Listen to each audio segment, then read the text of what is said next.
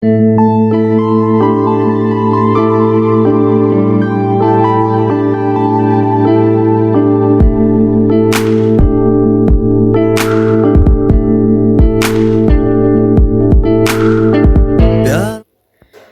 বন্ধুরা, দ্য ঢালিস কিচেনে আপনাদের স্বাগতম। আজকে আমি রান্না করব সর্ষে ইলিশ। আর উপকরণ হিসাবে এখানে আমি নিয়েছি 4টে ইলিশ মাছের পিস, ধুয়ে পরিষ্কার করে রেখে দিয়েছি। এখানে দুরকম সর্ষে বাটা আছে, কালো সর্ষে, সাদা সর্ষে, কাঁচা লঙ্কা বাটা। এখানে 4টে কাঁচা লঙ্কা আমি বেটে নিয়েছি। কালো জিরে আছে, লবণ, হলুদ, সর্ষের তেল আর কাঁচা লঙ্কা চিড়ে রেখে দিয়েছি। কড়াইটা বসিয়ে দিয়েছি, কড়াইটা গরম হয়ে গেছে। এবার আমি এর মধ্যে সর্ষের তেল দিয়ে দেবো।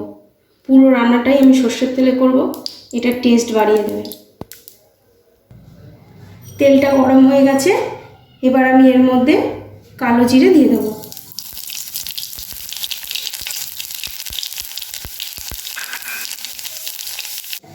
এখানে আমি একটা পাত্র নিয়েছি, এর মধ্যে এবার আমি সমস্ত মশলাগুলো মিশিয়ে নেব। কালো সর্ষে, এখানে বড় চামচের 2 চামচ মতন সর্ষে বাটা আছে। সাদা সর্ষে, এটাও তাই, বড় চামচের 2 চামচ। কাঁচা লঙ্কা বাটা, এটা 1 চামচ।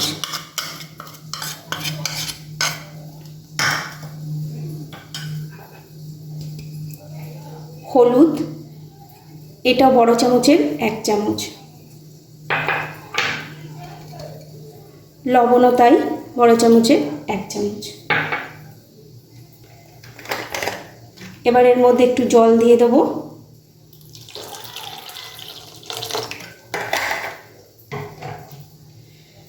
ভালো করে মিশিয়ে নেব।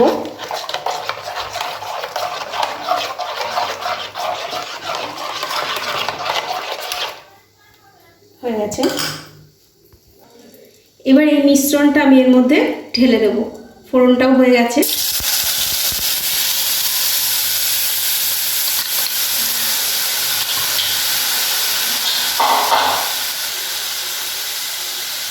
মাছগুলো এবার একটা একটা করে এর মধ্যে সব দিয়ে দেবো।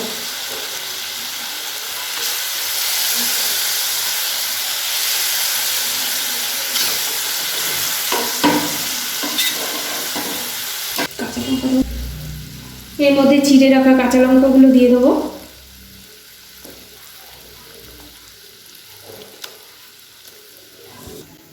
এবার এটা আমি 5 মিনিটের জন্য ঢাকা দিয়ে দেবো।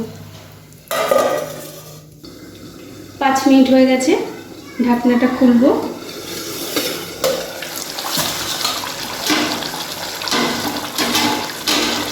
এবার মাছগুলো উল্টে দেবো।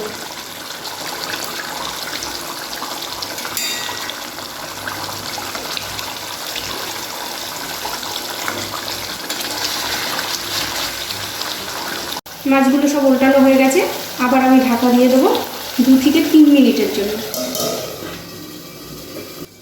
3 মিনিট হয়ে গেছে, ঢাকনাটা এবার খুলে নেব।